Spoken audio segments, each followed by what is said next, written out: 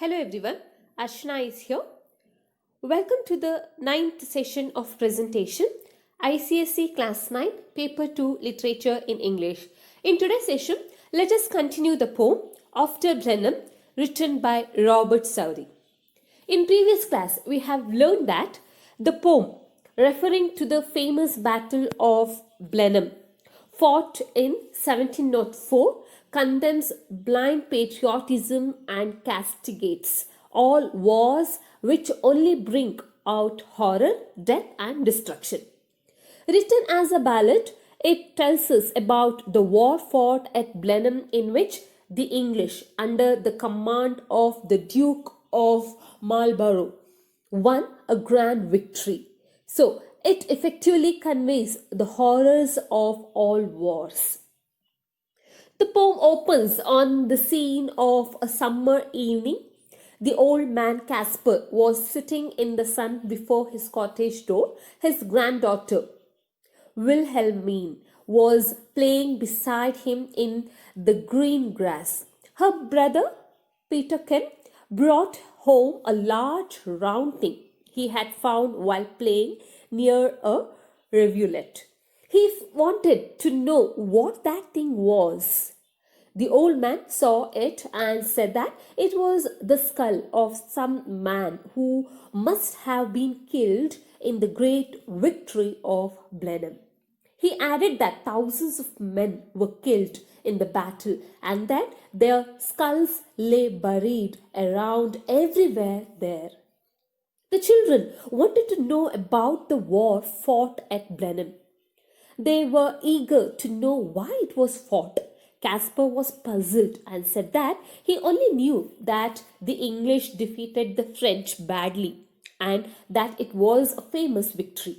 His father lived at Blenheim during the war. His own house was burnt down and he had to flee with his family. So he had no place to take shelter. So till here we have learned in the previous session. Come, let us know more about the poem. Let us start with the 8th stanza of the poem. With fire and sword, the country round was wasted far and wide, and many a childing mother then and newborn baby died. But things like that, must be at every famous victory. So what happened here? This particular stanza highlights the horrific aspect of wars. The symbol of fire and sword embodies the evil spirit of human cruelty and destruction. The image of the death of pregnant mothers and newborn babies heightens the idea of ruination of human beings caused by none other than men themselves. The idea is to express how thousands of innocent lives are taken in due course of a futile and meaningless war that is sure to bring only damage and destruction. So, the irony in the poem is made evident by Caspar, as he says that these things are meant to happen at every battle where there is a great victory. The whole country, the old man said, was ruined far and wide with fire and sword. Many expectant mothers and newborn children died. Ironically, the old man added that such things do happen to win a grand victory. Next stanza. They say it was a shocking sight after the field was won. For many thousand bodies here lay rotting in the sun. But things like that, must be after a famous victory. So the poet, through Caspar, goes on to describe the agony of war. He mentions the shocking sight of the battlefield that was full of dead bodies of the soldiers rotting in the sun. Through this image, the poet attempts to bring into consideration the indignity in the way the soldiers lay. They are reduced to a mere status of an inanimate object. There is no dignity, no glory in war, only misery. Even after such terrifying aspect of the war, Caspar regards it as a famous victory, which emphasizes on the ignorance of the old man about the purpose and consequence of war. So people said that it was a ghastly sight after the battle was won. Thousands of dead bodies lay there, rotting in the sun. The old man again remarked that such things happen. Such things do happen in the war, at every famous victory. Next stanza. Great praise the Duke of Marlborough won, and our good Prince Eugene. Why, it was a very wicked thing, said little Wilhelmine. Nay, nay, my little girl, quoth he, it was a famous victory. So here in this particular stanza, we can see Duke of Marlborough was an English general. He was the commander of the British forces in the Battle of Blenheim. Prince Eugene and Duke of Marlborough represented Britain in the battle and defeated the French at Blenheim. So Caspar sang praises for the men who brought the famous victory to the nation. But Wilhelmine, confused at the meaningless praises, exclaims that the war was a wicked thing. For the first time in the poem, we see a disapproval of the false glory of war. But shutting the little child, Caspar goes on to repeat the same thing. The war for him is not a wicked thing as long as it is a famous victory.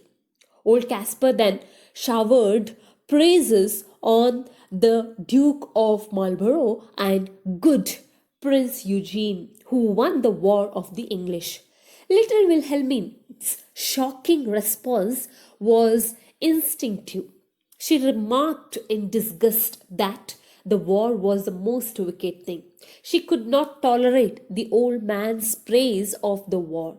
Her grandfather Caspar weakly asserted that she was wrong and it was indeed a famous victory. So it is here in the stanza that the poet brings about a confrontation between the conventional and instinctive responses to war. The old man's defense of war is conventional and unacceptable, whereas the child's innocent condemnation of war is a natural and instinctive response and brings about the reality of the wicked thing called a famous victory by the old man.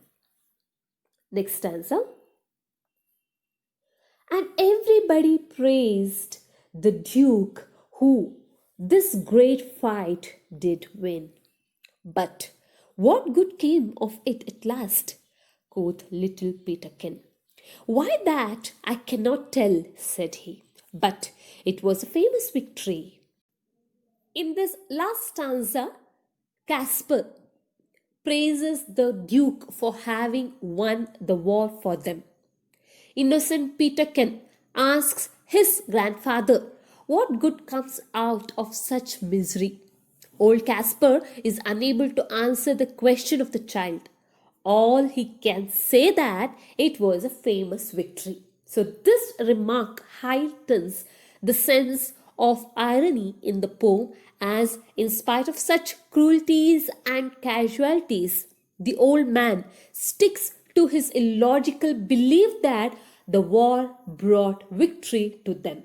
So old Caspar again referred to the public praise for the glorious victory won by the Duke at Blenheim. Little Peterkin, like his sister, failed to appreciate the views about the war. He wanted to know what good at last came out of the war. The old man was puzzled and said that he could not tell that, but asserted parrot-like that it was a famous victory. So students, here we have winded up today's session. So we have learned that the war caused widespread ruin and destruction in every part of the country. A large number of men, women, and children were killed. After the battle was won, dead bodies were found rotting everywhere. It was a shocking sight. Caspar, however, said that such things do happen in the war. People praised the Duke of Marlborough and the Prince Eugene for having a grand victory. The little girl, Wilhelmine, could not help saying that the war was nothing but a wicked thing.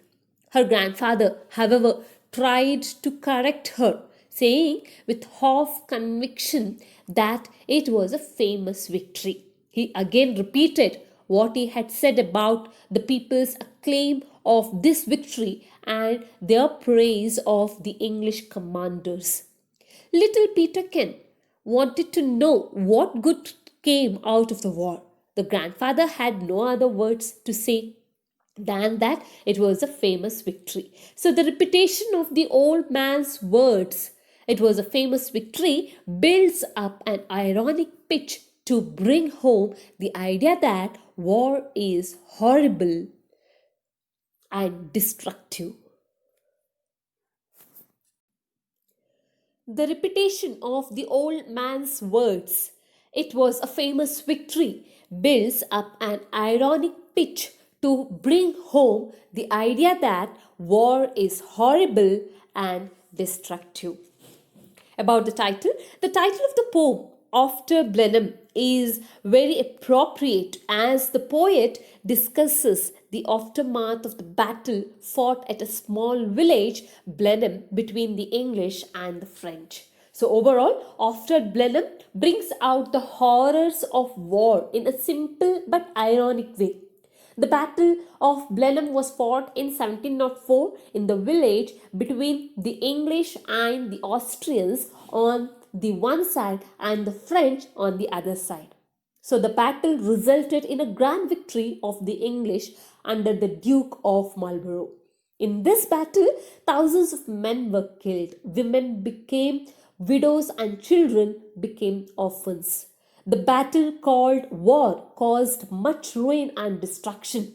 So, in the poem, written mostly in a dialogue form, the grandfather, Old Caspar, calls the Battle of Blenheim as a great victory. He praises the heroism of English soldiers, his grandchildren, Wilhelmine and Peterkin, who have discovered a human skull, fail to understand how a destructive war can be called a famous victory.